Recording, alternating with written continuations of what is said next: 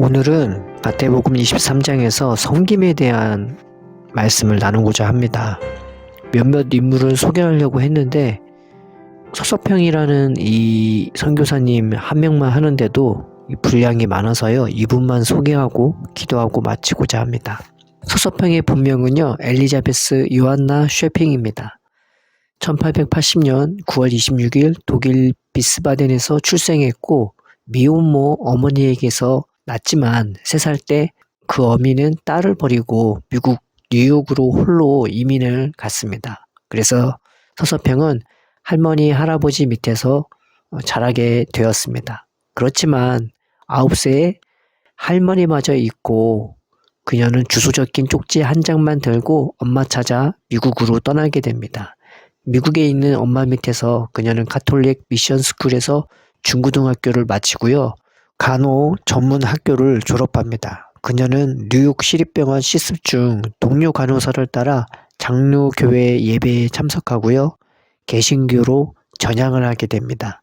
이에 어머니는 딸과의 인연을 끊어버리고 집에서 쫓아냅니다. 그녀는 인생에서 어머니에게 3번을 버림받았다고 합니다. 그렇지만 그녀는 유대인 요양소, 이탈리아 이민자 수용소, 여행자를 돕는 선교회 등에서 봉사활동을 하였으며 간호전문학교 졸업 후 병원에서 근무하기 시작합니다. 1911년 그녀는 전염병 때문에 많은 사람이 죽어나가는 조선이라는 나라에서 간호사를 필요로 한다는 포사이스 선교사의 소식을 접한 후 한국 선교를 지망하였습니다.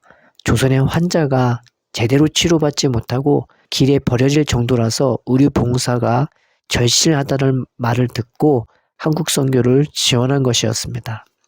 1912년 그녀는 미국 남장로교 해외 선교부 모집에 지원하여 간호 선교사로 파송을 받게 됩니다. 그래서 그해 2월 20일 한국으로 파송되어 광주 선교부 재중원의 간호사로서 병원과 주일학교를 돕게 되죠. 그녀는 가진 것을 모두 가난한 이들에게 내어주고 정작 자신은 영양실조로 삶을 마감했습니다. 당시 선교사는 생활비로 3원을 받았는데요. 그 중에서 쉐팽이 자신을 위해 쓴 돈이 겨우 10전밖에 안 되었습니다. 나머지는 모두 불우한 조선인을 위해 사용했습니다. 그녀는 자신의 이름을 따라 쉐팽에서 서평으로, 자신의 이름은 서서평으로 사용했죠.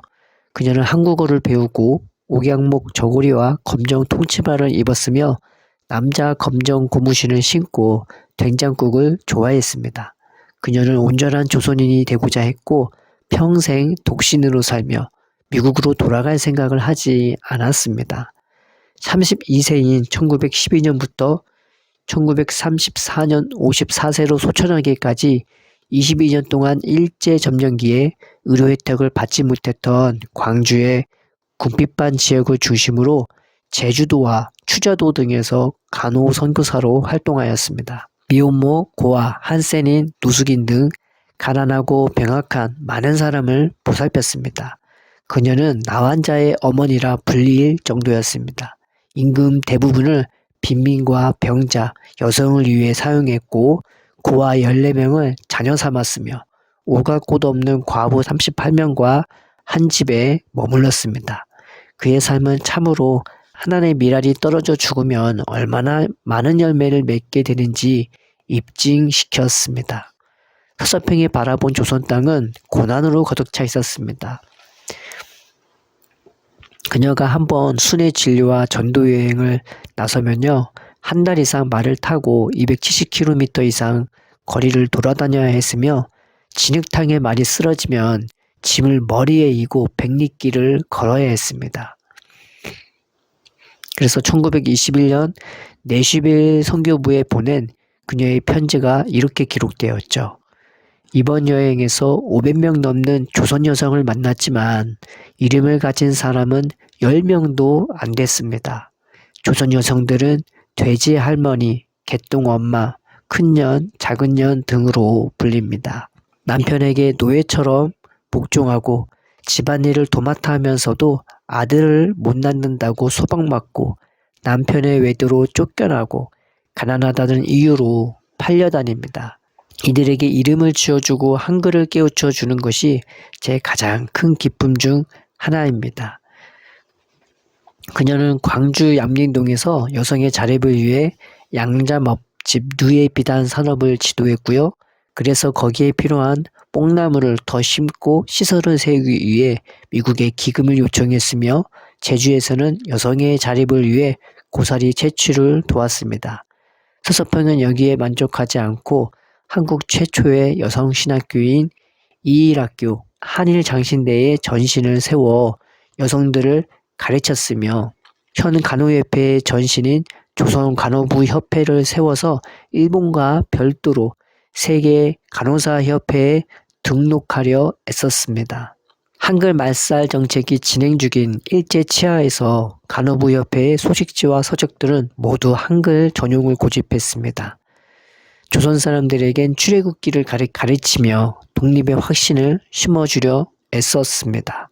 1934년에는 서서평은 조선인 목회자 등 동역자들과 함께 50여 명의 나환자를 이끌고 서울로 행진을 시작했습니다. 강제 거세 등으로 나환자들의 씨를 말리는 정책을 펴고 있던 일제 총독부에 나환자들의 삼터를 요구하기 위해서였습니다. 소식을 들은 전국 각지의 나환자들이 이 행진에 합류했죠. 그래서 서울의 총독부 앞에 이르렀을 때 동참한 나환자들의 숫자는 530여 명에 달했습니다. 결국 총독부도 두 손을 다 들었죠. 소록도 한센병 환자 요양시설과 병원은 이렇게 시작되었습니다. 1934년 6월 서서평 선교사는 광주에서 만성 풍토병과 과로, 영양실조로 54세의 젊은 나이에 삶을 마감합니다. 그는 자신의 몸마저 의학연구용 시신으로 기증하면서 자신의 모든 것을 조선 땅을 위해 내어주고 떠납니다. 그가 떠난 남루한 방에 남은 것이라곤 낡은 옷가지 몇 개와 반쪽이 된 담요, 동전 7전, 그리고 강냉이 2홉뿐이었습니다. 하나의 얇은 담요마저 그녀는 반으로 찢어 다리 및 거지들과 나누었죠. 장래에는 자신이 세운 이일학교의 학생이 운구 행렬을 이루고 그 뒤로 수많은 여성이 소복을 입고 뒤따랐습니다. 천여 명의 장례 행렬을 따르며 어머니라 부르며 곡을 한 것으로 알려졌으며 그 소리가 마치 비행기 소리 같았다고 합니다. 이것은 광주 최초의 시민사회장으로 치러졌고 광주광역시 양림동 선교사 묘역에 안장되었습니다.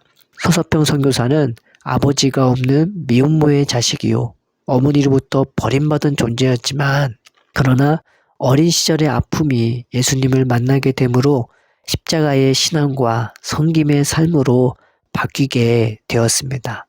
그래서 그녀의 인생 좌우명은 성공이 아니라 섬김이었습니다.